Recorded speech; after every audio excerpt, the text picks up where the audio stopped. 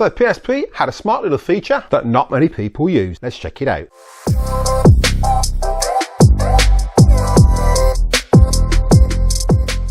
So PSP was released in 2004 by Sony. It was their follow-up to the PlayStation 2, and it was a way of playing those PlayStation 2 games portably on a mobile device. Gaming on the PSP was one of the biggest things that Sony did, but also with DVD being able to be played on the PlayStation 2, they wanted to give you that portability of being able to carry those movies with you on a portable device. And what they invented was the Sony UMD, which is the same as you used to use put games on, but this held by 1.7 or 1.8 gigabyte. They were limited on what you could put on there, so you could put on, say, a movie, but the only difference was with those movies, you get the DVD quality, but you would be limited to what was on there. In comparison to DVD, you'd get the same movie. On the DVD, you get 5.1 surround sound and special features. On the UMDs, you just get the movie with a 2-channel soundtrack. So you had some great movies on there. You had The Matrix, you had I Am Legend, I, Robot, and you even had Batman Begins and The Dark Knight. And there was a pretty massive catalogue of UMDs. And these were great if you're like me, if you're working away or working abroad,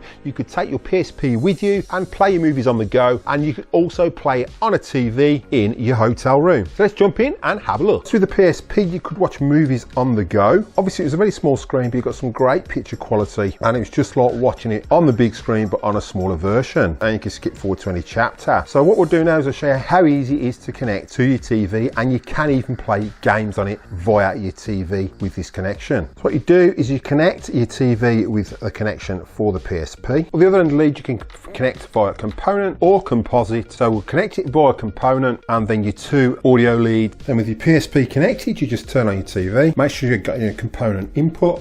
On your PSP, you'd hold this little square button here for around 3 seconds, you get a symbol come up, it'd say it was transferring it to the TV, and it'd appear on the television. Then you could control your movie or anything on your PSP, press play and enjoy your movie. So you can see you got the same quality as what you got on DVD, but you had it in a smaller format. You can see the picture quality was just as good as DVD.